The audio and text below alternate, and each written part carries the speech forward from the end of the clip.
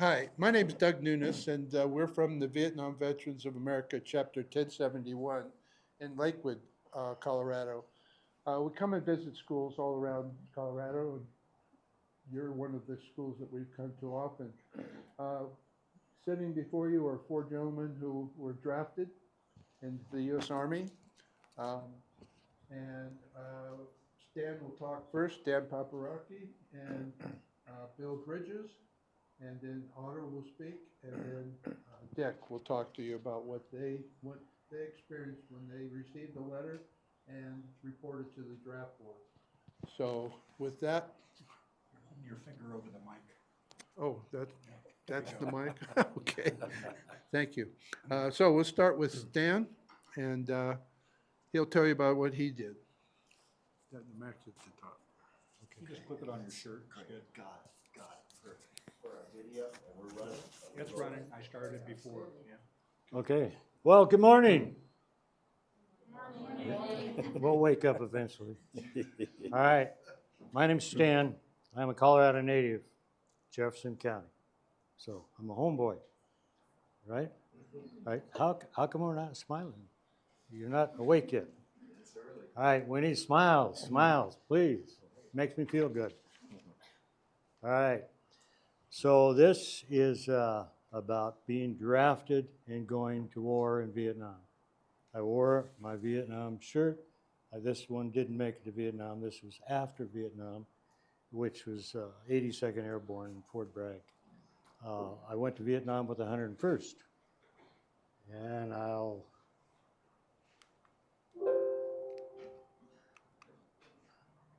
okay. Now you'll notice at the bottom I've got NATO Germany. That was my first assignment. Spent 2 years in Europe with NATO. Everybody know what NATO is? Some are, yeah. Well, it's a collection of countries that work together for peace. That's basically the way to put it. We train together, different countries, and I was training with Belgian soldiers, French soldiers, British soldiers. Nice collection. After Germany, 2 years, I went to Vietnam with the 101st Airborne, which is right here, Screaming Eagle, paratrooper. And what makes paratrooper paratrooper? Jumping out of airplanes. Well, we get to work differently than the other soldiers. We get there fast. And 101st, their motto, kind of unofficial model is, if you want the job done, call the 101. Clever, eh? Military has a lot of acronyms, phrases, but we won't go in there. I went to Vietnam right from Fort Campbell, Kentucky, after 13 weeks of training. And my training was so important because I had no immediate relatives that had been drafted, so I couldn't ask them, what's the military like? I didn't know, and they didn't know either, because nobody in my immediate family could tell them. So I just, at the time, read about it, and went to boot camp, and they told me what to expect, trained me. The training in the military is amazing. If you don't get it the first time around, you call what the military calls recycle. You go back and start over because you missed some. So they don't send you into war without being well trained. Here's Vietnam after being a short time at Fort Campbell, Kentucky. We flew right out of Fort Campbell to Vietnam.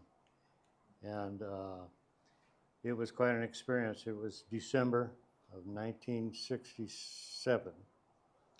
And the famous Tet Offensive was 1968. So I got there just in time for the Tet.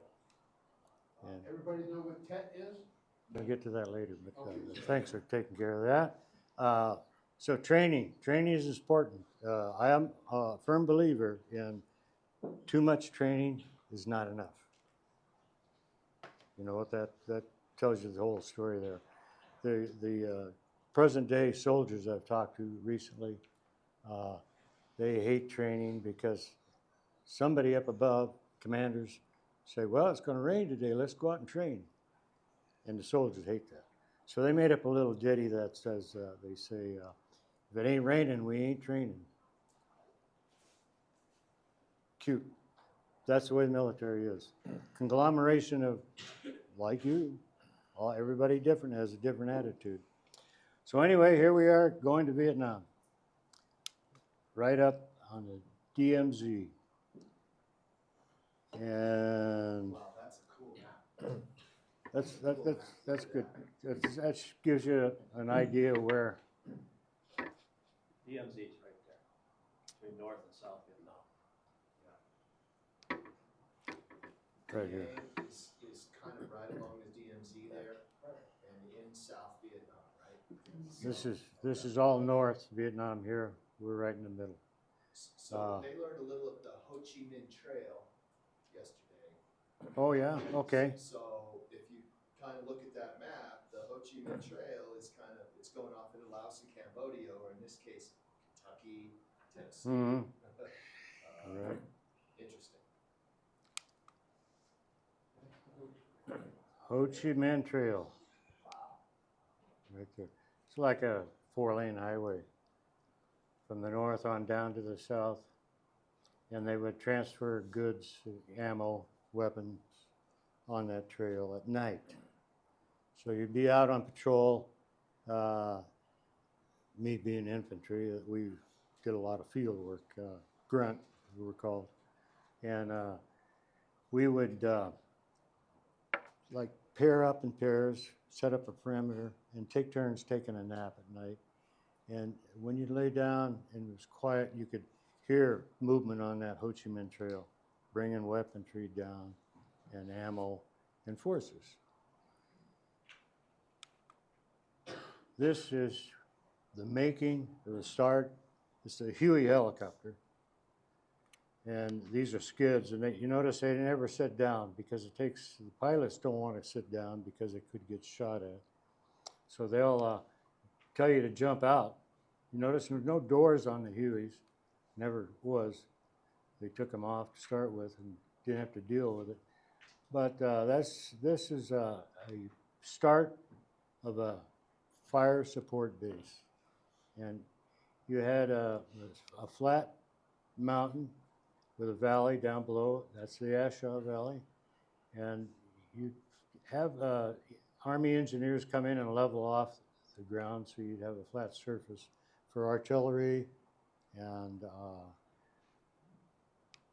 just your bunkers, storing ammo. And here's Chinook.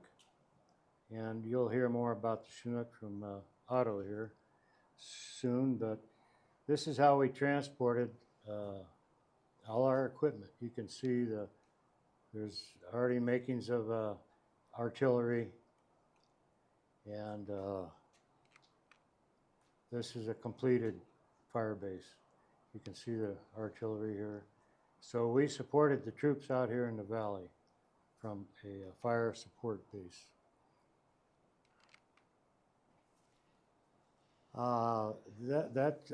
My time limit is up, and I probably ran over a bit, but you got the story on me, and I was a proud soldier in the U.S. military. It was a great experience, and 2 years draft, after you're selected for the draft, you have 2 years commitment.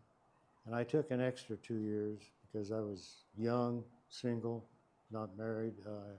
I had a job. I was not worried about the job. It's a law that the employer will protect your job while you're gone in the military, so no worries. I mean, you're at ease there.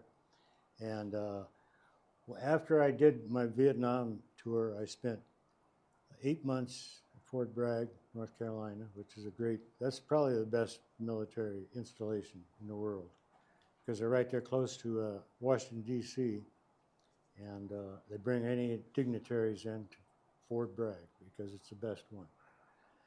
And that's where we headquartered, and after after I went to Vietnam, I got to go to Europe, like I said earlier, and I fell in love with Europe. It was great. I did a lot of sightseeing and on Uncle Sam's nickel, you know. So I figured I wasn't married and I had a job waiting, why not? And I love Europe. It's amazing. The architecture is wonderful. So I got a freebie there. And I'm all done, and we'll turn this over to Otto. Bill. Bill, oh, okay. You guys can talk about being drafted, that would be helpful if people see. Part of the letter. Yeah, we'll get to that later. So which one? I'm Bill Bridges. I'm from Dayton, Ohio. I was drafted into the Army after receiving a letter, which you might like to see after class if you have a couple of minutes. It was my draft notice that I got in the mail. On April the 24th, 1968, I was requested to be at my local draft board on May the 22nd at promptly 5:30 a.m. to be inducted into the United States Army. And so I was, and I went to Fort Benning, Georgia, and took my training there at Fort Benning. So what's the difference between being drafted into the Army during the Vietnam era and the I can never pronounce that word, conscription into the Army during the Civil War? Well, the difference was during the Civil War period, there was no lottery system to be able to select people to go in. Each local draft board was given a certain quota by the President of the United States to supply so many personnel to be in the Army. During Vietnam, it was different. And even before the Vietnam era, there was a selective service board that identified and determined how many personnel were going to be needed and drafted into the armed services. The big contention between Vietnam and the Civil War, there wasn't much resistance to the draft in the Civil War because everyone was fighting for preservation of the country.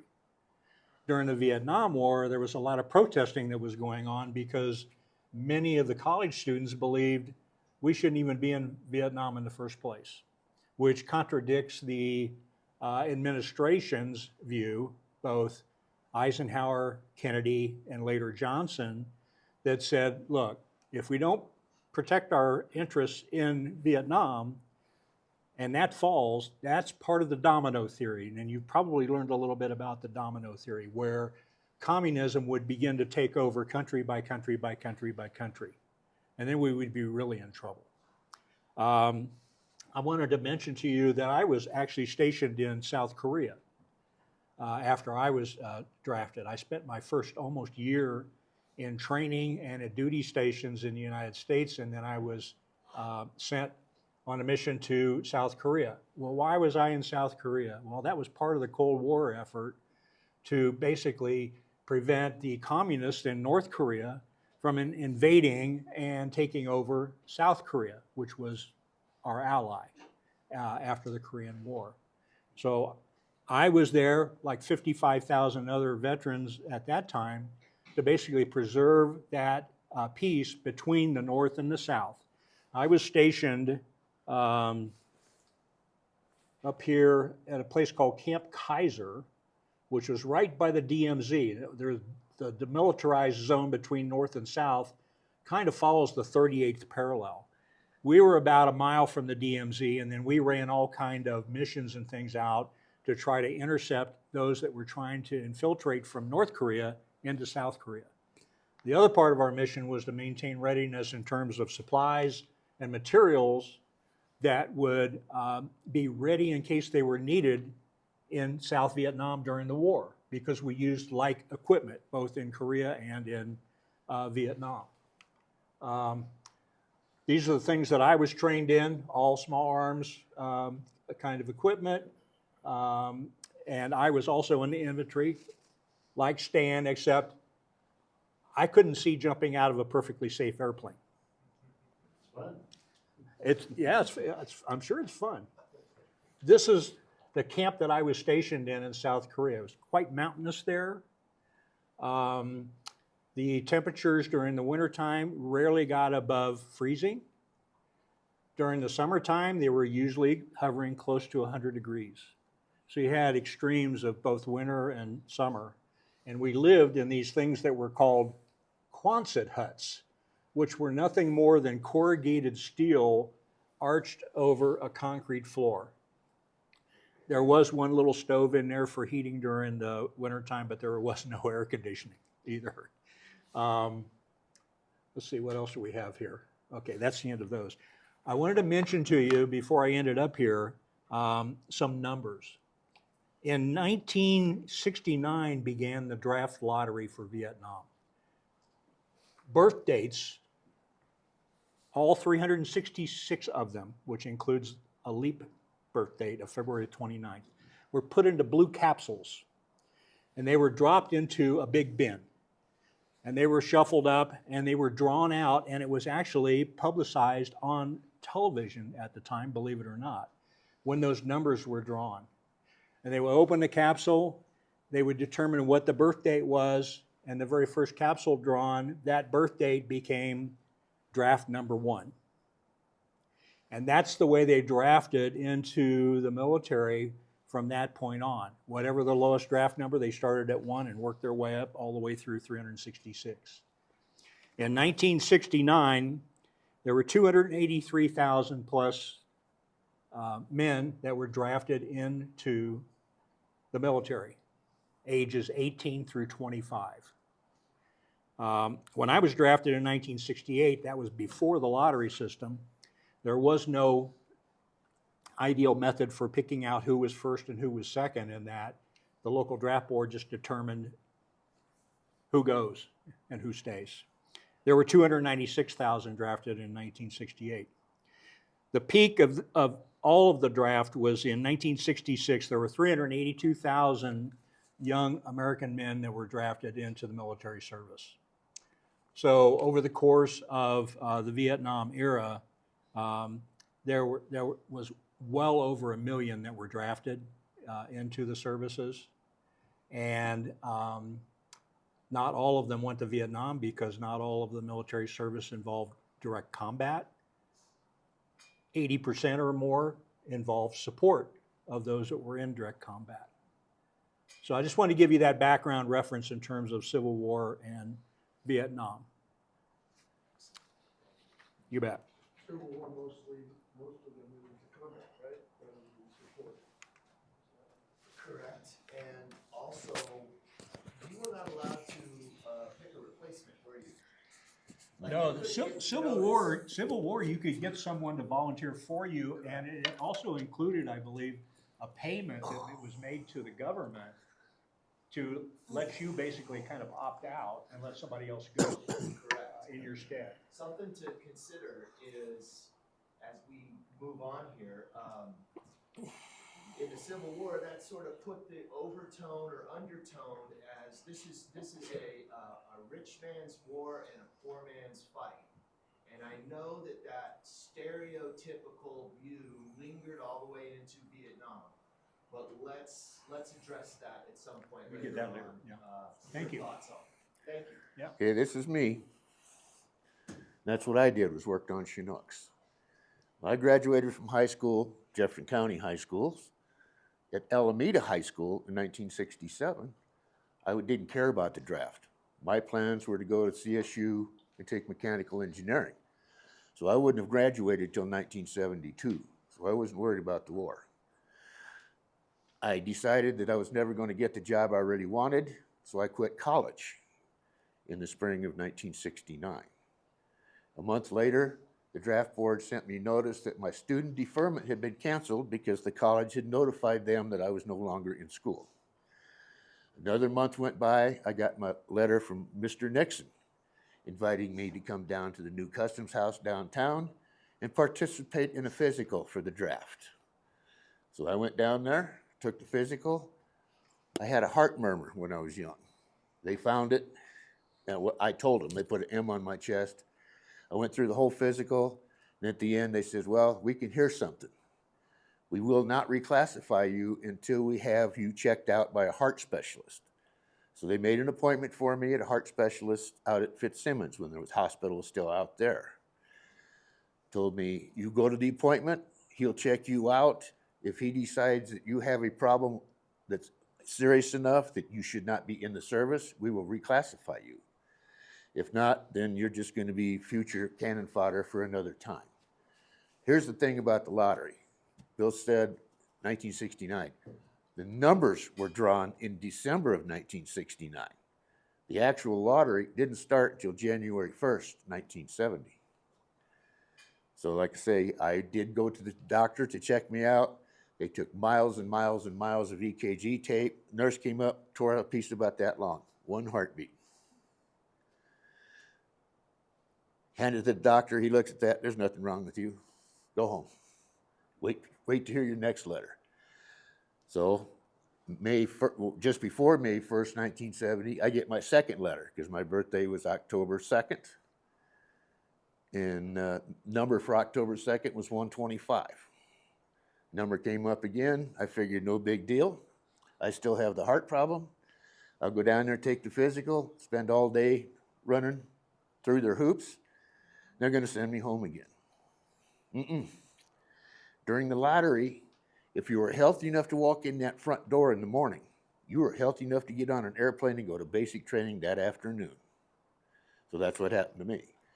When you first get into service, they run you through a whole battery of tests. The military wants to know if there's anything that they have for a career choice that would be something that they could train me for. And they also want to know how smart you are. My results from my test come up back high enough that they put me on the waiting list for West Point. The option they gave you when you got drafted was 2 years if you're drafted. If you want to sign up for another year, we'll give you a choice for what your job might be. Space available. Didn't guarantee you anything. Draftees weren't allowed to work on these. The training was too long. But with that file, that letter in my file, telling them that I was a candidate for West Point, they pretty much just gave me whatever I asked for. So I got that, which was a big deal. What the heck? So this is what Chinooks did. Normally we hauled stuff underneath like that. You can't haul stuff inside, you can haul 33 troops inside. That's an awfully big helicopter. They really don't want that sitting on the ground very long, because when you set it down to unload it, you have to shut it off. Otherwise there's too much wind around it. So if you shut it off, it's going to take at least a half hour to 45 minutes to get it fired up so you can take off.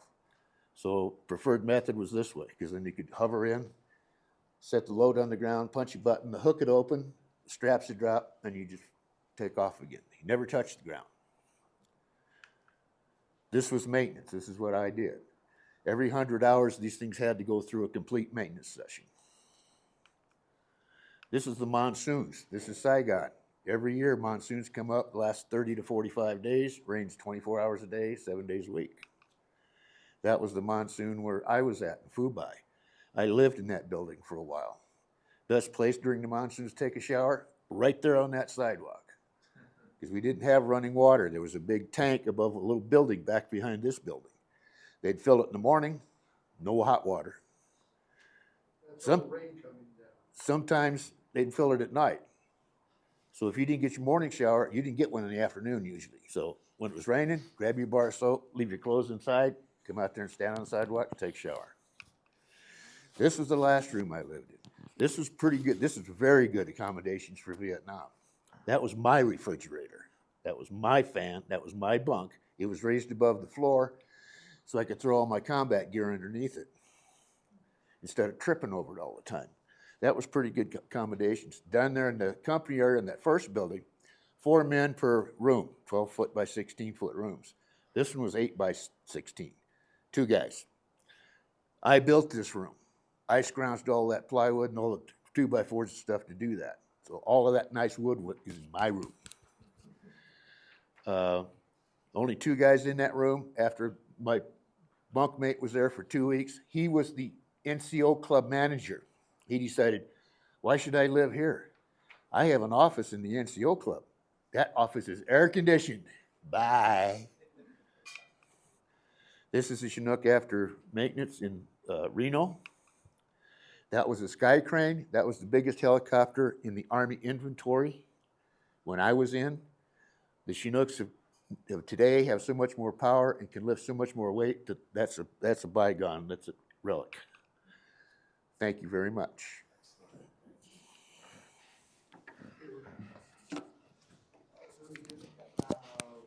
He's got his own. Okay, my name is Dick Hogue. Okay, and I was also drafted like the rest of these guys, but I went to college. I had a student deferment, and just like happened to other guys, once you graduated, then you become eligible for the draft, and I was drafted in 1968. That's what I looked like in Vietnam. I was in the infantry. I was drafted. You didn't get a choice. Your duty assignment, like everybody's saying. They threw us in the infantry. I accepted it. When then my buddy said, we're going to take whatever they give us, they put us in the infantry and sent us both to Vietnam. Okay, you all saw pictures. I was down in the southern part of Vietnam, north of Saigon. We stayed in fire bases. That's a bunker we stayed in. It made me think, why would we want to stay inside a bunker at night? Think? They'll attack at night. What? The Vietnams will attack at night. Well, they would shoot in mortars and rocket-propelled grenades at night. So we'd sleep in there, and the bunker would protect you. And it was Christmas time. We even had a Christmas tree over there. Okay? That's a cobra snake. Snakes all over the place. Normally, we just dealt with them. We'd just shoot a few rounds in a snake. We were working with some South Vietnamese army troops. They ate that snake for their dinner that night. Ooh. I'd like to eat a snake. They ate rats. That's a picture of me with the AK-47s, Russian-made weapons that the enemy used. We captured them after a firefight. This is what we looked like over there going out on patrol. These are me and our two machine gunners. Got two machine gunners with M60 machine guns. And you can see let me go back. All the machine gun rounds that we carried. This guy, my good friend, Bob Emery, in December 1969, he was killed. 18 years old. 18. Sad day for all of us. Those are bomb craters. Oftentimes, if we got into a firefight, we'd back off, call in the Air Force or Navy. They drop bombs all over. And this picture, during the rainy season, they're all filled up with water. This is a bomb crater from a 1,000-pound bomb I was standing in the dry season. They all dry up. It rains in the spring and summer. Monsoon season was mentioned. Then it dries up in the summer, late summer and fall, and dries up. That's what the countryside looks like. This is a rice paddy during the rainy season. Then in the fall, it all dries up, and they harvest the rice, doing it all by hand. This is a house, a hooch people lived in over there. Doesn't look like a very good place to live, does it? Pretty primitive. No running water, no nothing. All right, this is a picture of me. I was actually wounded twice. And what medal do you get when you're wounded? Purple Heart. Guess what? I've got 2 Purple Hearts. In December 1970, I was wounded when a guy hit a landmine. One little piece of shrapnel hit me right there. There's that piece of shrapnel they took out of the side of my head. See it? A little piece of shrapnel. And I got a Purple Heart for that. But then see, I got another Purple Heart. That's me after my second Purple Heart. I was in the hospital. Now, do you notice anything? What do you notice about that picture of me?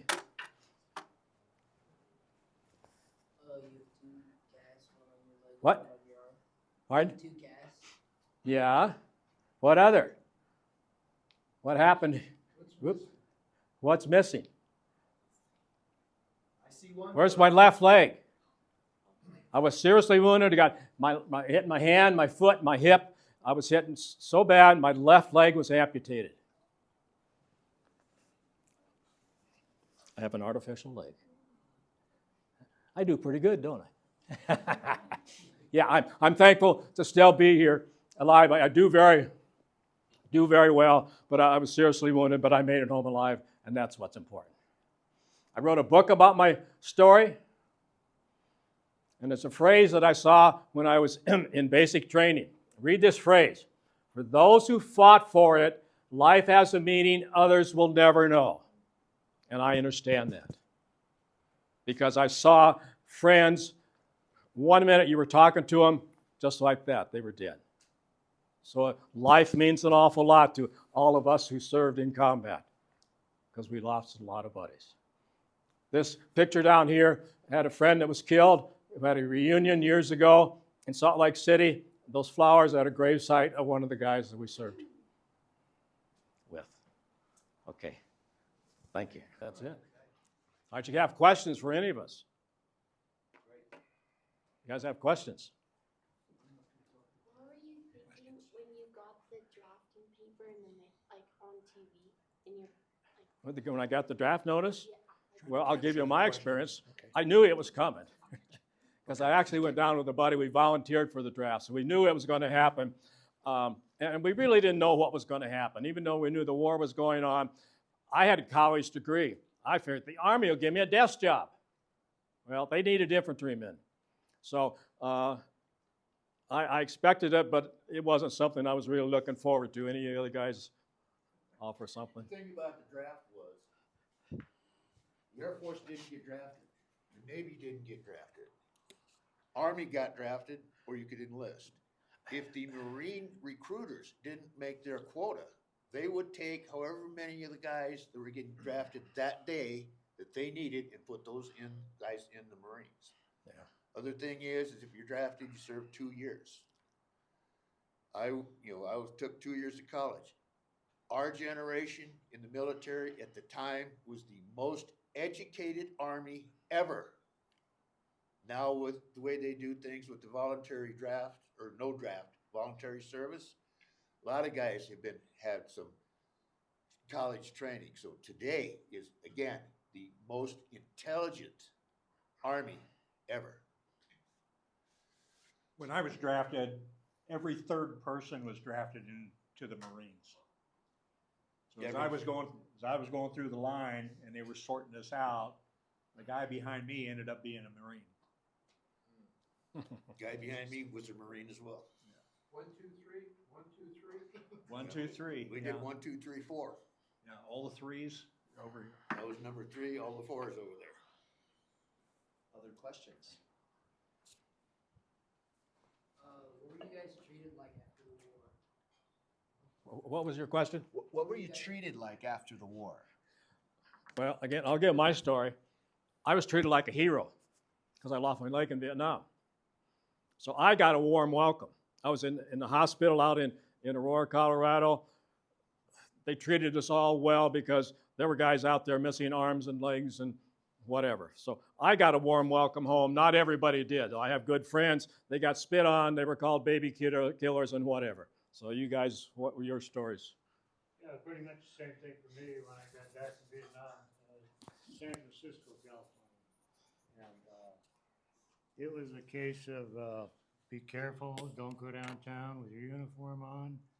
You might have some protesters. And sure enough, we didn't leave the base. Travis Air Force Base is where we flew into. And so I didn't get to see a whole lot of protesting, but it was out there on TV every night. You turn on the national news, it was there. So it was ridiculous. What we were told is you ever fly on an airplane, don't wear your uniform. Wear civilian clothes. Even though you're still in the service, don't wear your military uniform when you're flying. How about questions? More questions? What did your family think like when you left? Well, again, go ahead, Bill. Well, the question was, what did your family think after you left? You know, my mother cried. She didn't know what we were going to be faced with going in to the Army during Vietnam. At that time, all you heard was all the bad stuff that was on the news every night. And it was a publicized war via the news on television every single night. So you heard, time after time, all the bad things. So my dad was okay with it because he was a World War II veteran. He says, just follow your training and obey the orders that you're given, and you'll do just fine.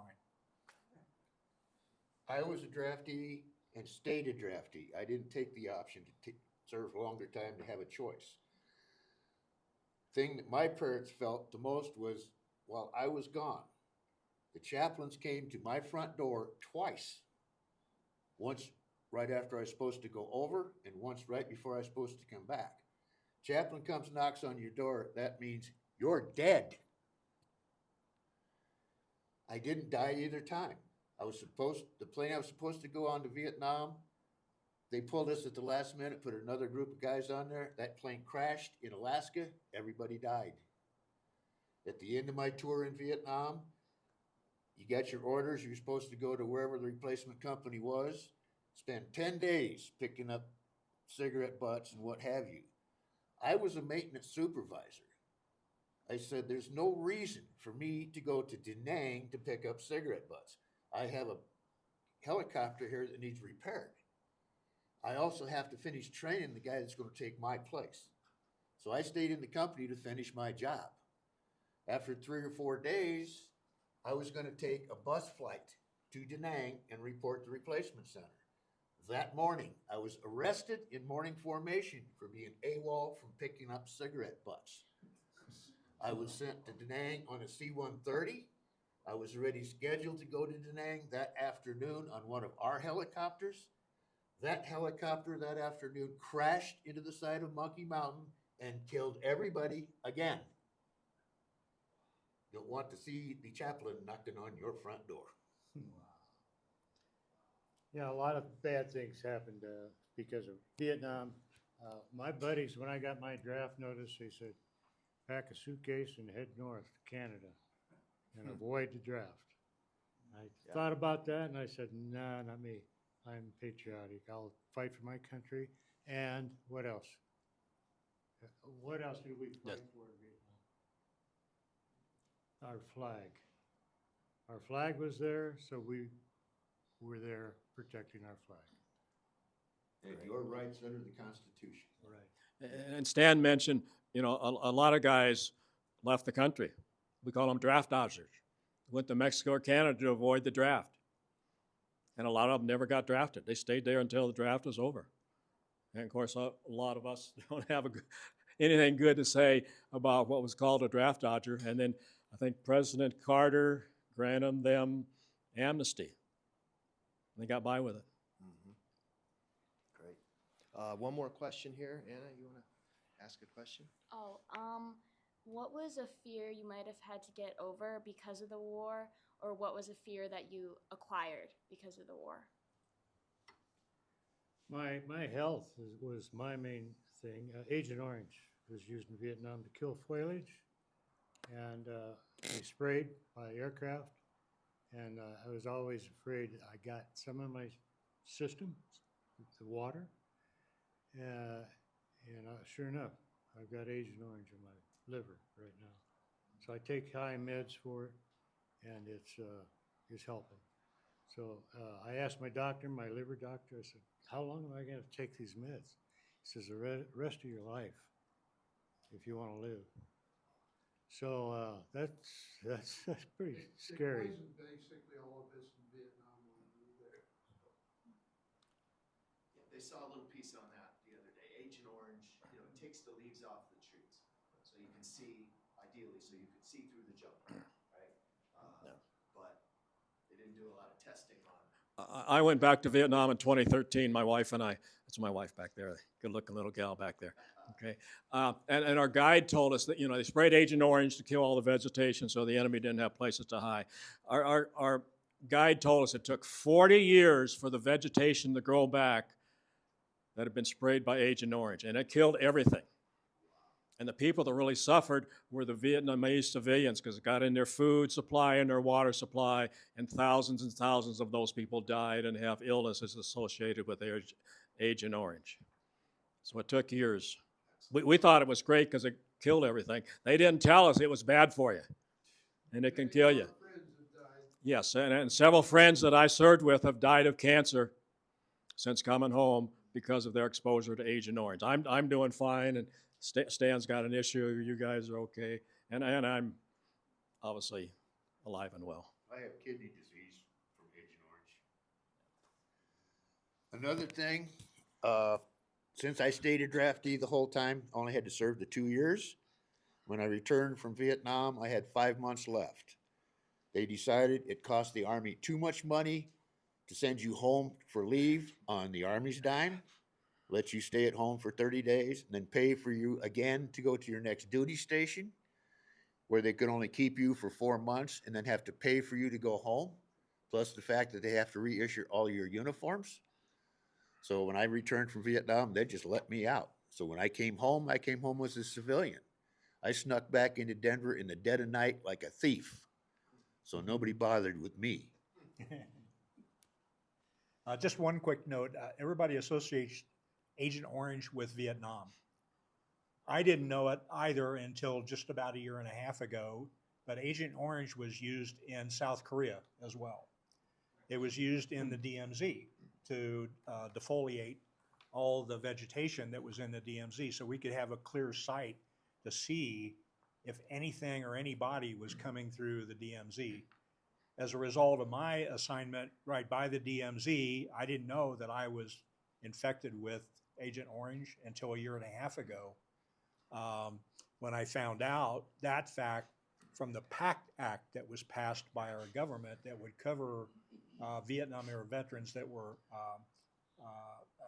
having cancers due to Agent Orange. 5 years ago, I developed bladder cancer. That's one of the cancers that Agent Orange can cause.